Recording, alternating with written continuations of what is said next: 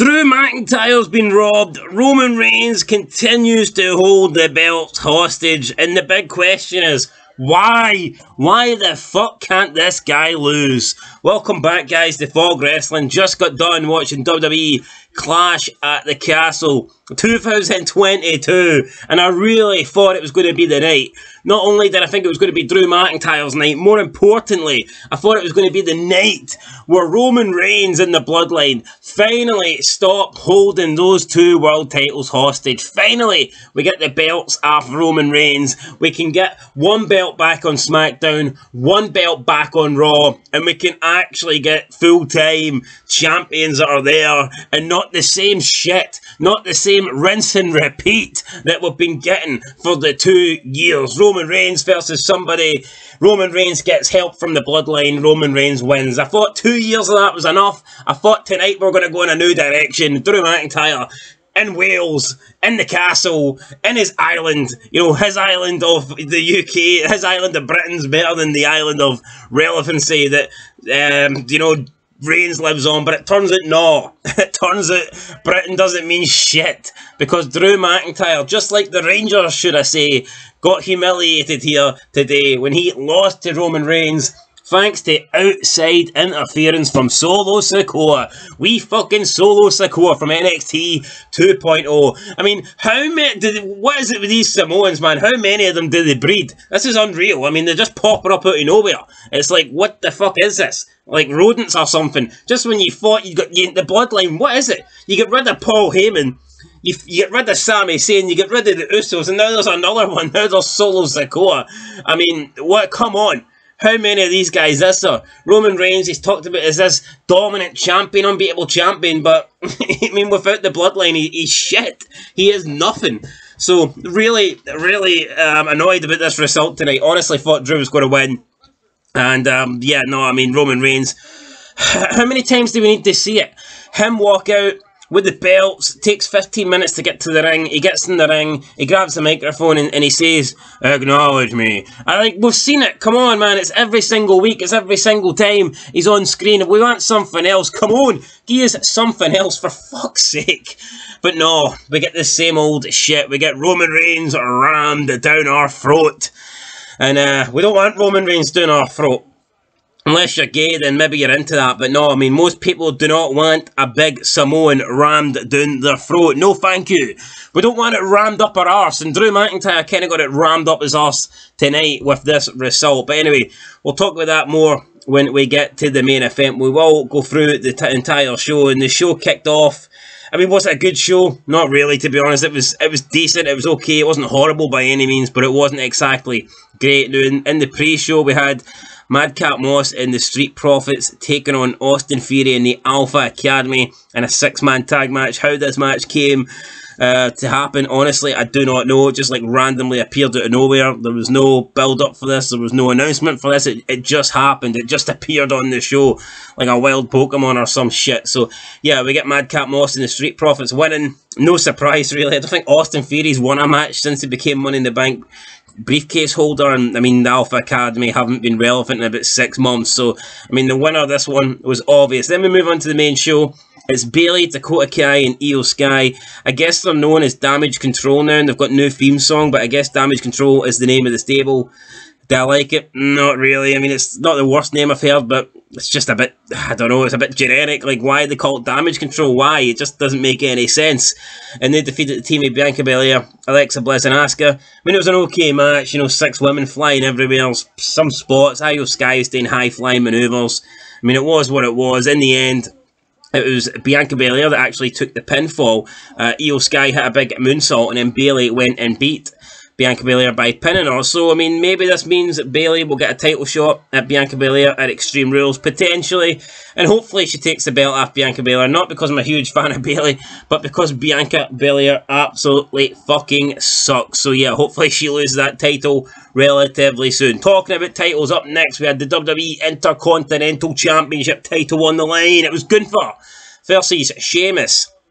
Sheamus came out with Brawling Brutes, Ridge Holland and Butch. Gunther came out with Ludwig Kaiser and Giovanni Vinci. So Giovanni Vinci, who was on NXT 2.0, Looks like he's returning to the main roster. Looks like he is back with Imperium. They announced that Imperium was returning. Am I surprised about this? No.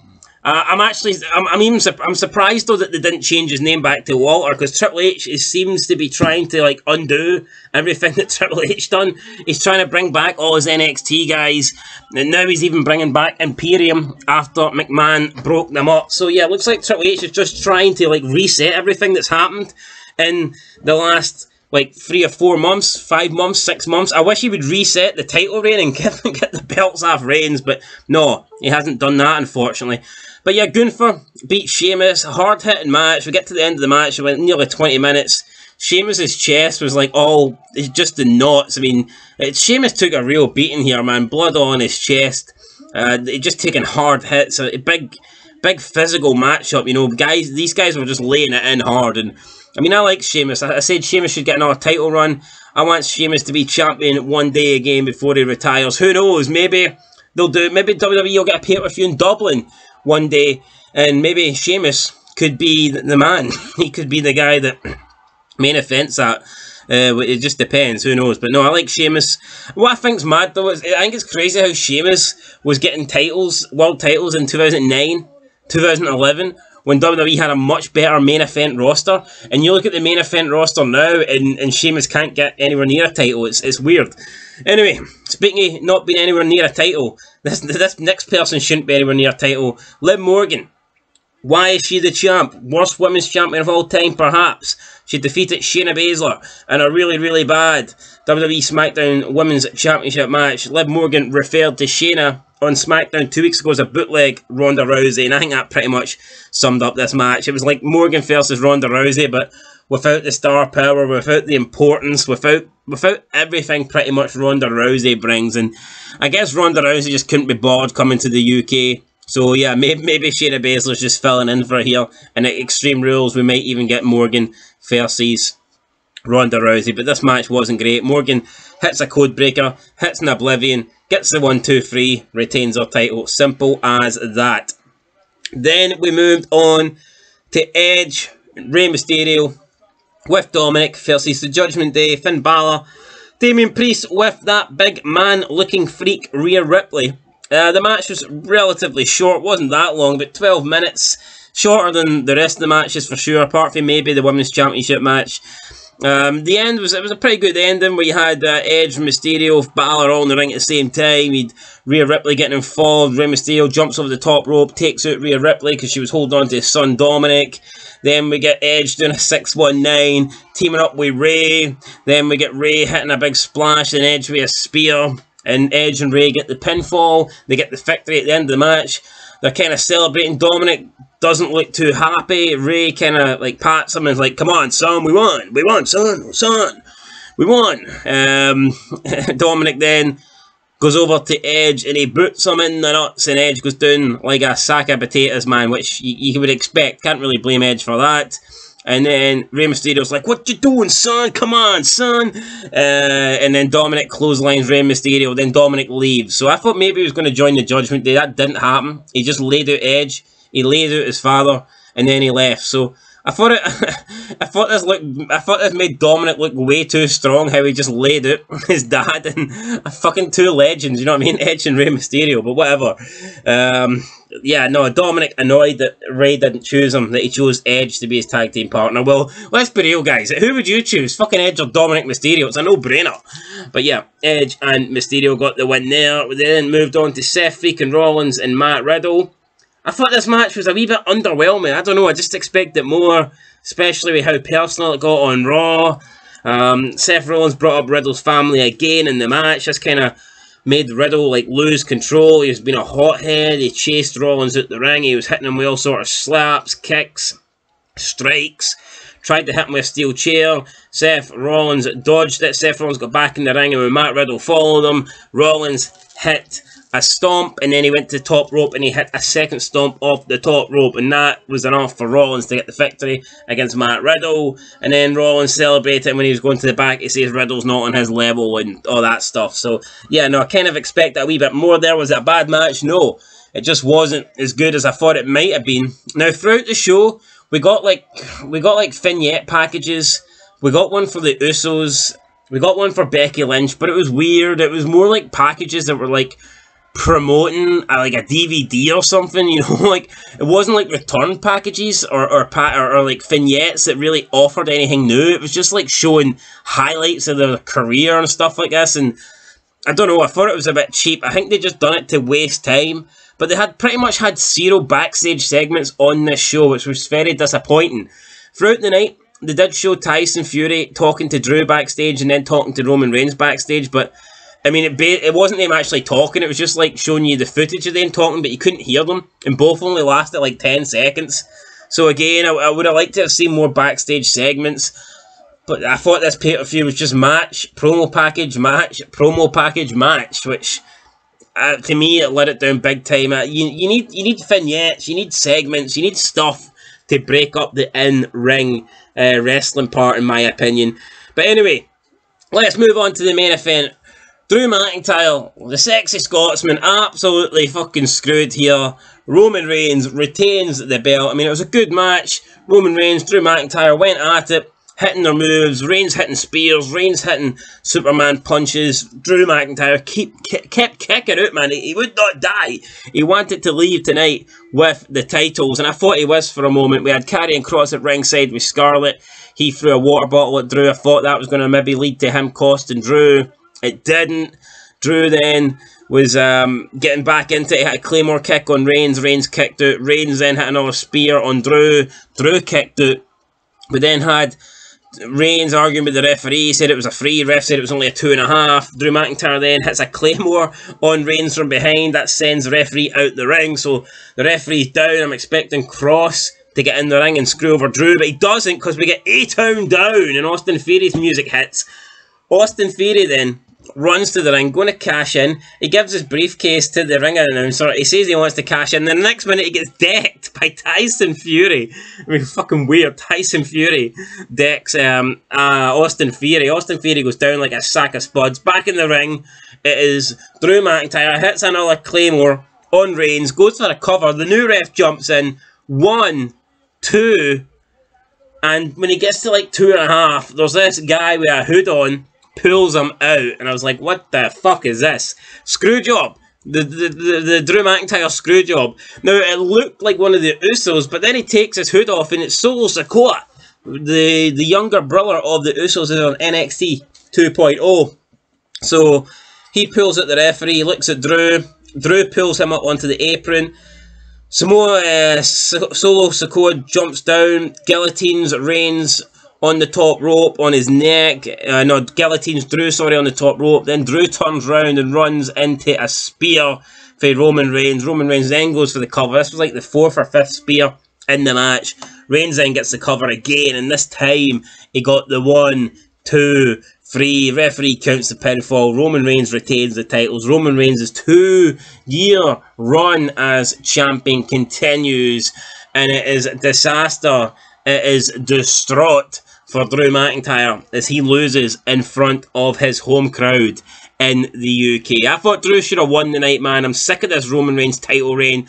I'm not saying it's been bad, but it has went on too long now. It has been boring, I think, for the last year. It's been the same shit every week we get on SmackDown. I think we need something different. More importantly, Raw needs a world title. Raw needs that WWE Championship back on Raw. And at the moment, we don't get that, because we're lucky if we get Roman Reigns on SmackDown. Never mind, get him on Raw. He's holding both of those belts hostage. I thought tonight was going to be the night that he relinquished them, but it didn't happen. After the match, Tyson Fury came in, he shaked Roman Reigns' hand, then he lifted Drew up, he shook Drew's hand, he tried to cheer Drew up, he was singing songs to Drew, and then Drew was like, you know, me and you are a lot alike, we never give up, and then Drew and Fury started singing songs together, and that's how the pay-per-view went off the air. Now, I mean, this felt like a huge match. You look at Drew McIntyre, you look at Roman Reigns, 2 big physical guys, you know, the promo package before the match, the build-up to this. This felt huge. This felt WrestleMania worthy. I mean, you look at what WWE can do with a production, then you look at AEW, and it's like no contest, man. It is seriously no contest. You look at these 2 guys competing for a title, and this feels like a world title match. AEW feels like indie fucking wrestling. It is what it is. In terms of the pay-per-view rating, I mean, it was okay. For me, it was just too match heavy. It was match, promo, lack of backstage stuff. It was cool to see Tyson Fury there. I mean, the main event was really good, bar the winner. It's just a shame Roman Reigns has won again. I'm not going to shit all over the pay-per-view. I didn't think it was that bad. I mean, none of the matches I thought were really disappointing, apart from the Liv Morgan, Shayna Baszler, which I expected absolutely nothing from. So I'm going to go ahead and give this, I'll give it a 5 out of 10. But I think Drew McIntyre should have won. Drew McIntyre should have won this, but unfortunately he didn't. And unfortunately, the Roman Reigns era, the Roman Reigns reign of terror continues. And at this stage, guys, we're wondering who is going to be able to defeat Roman Reigns. Who is going to take the belt off Roman Reigns? Honestly, I just don't get it. I don't see who's doing it. Who's left? I mean, who's left on the roster? Drew McIntyre was like the last person that could have potentially done it. I mean, pretty much everyone else has had a go and been unsuccessful. So who knows? Maybe it's going to be a returning Cody Rhodes. Maybe it's going to be The Rock. Maybe it's going to be a returning Bray Wyatt, Braun Strowman. I don't know. But at the moment, Roman Reigns continues with his title reign, and he doesn't look like losing it anytime soon. If he's not going to lose it to McIntyre, who else is currently on SmackDown that he's going to lose it to? In my opinion, nobody. Anyway, guys, that's it. 5 out of 10 for WWE Clash at the Castle. Really fun to see a pay-per-view in the UK. I think they should try and make this like a regular thing. Maybe not even... I think there'd be nothing wrong with once a year. If not once a year, maybe once every couple of years.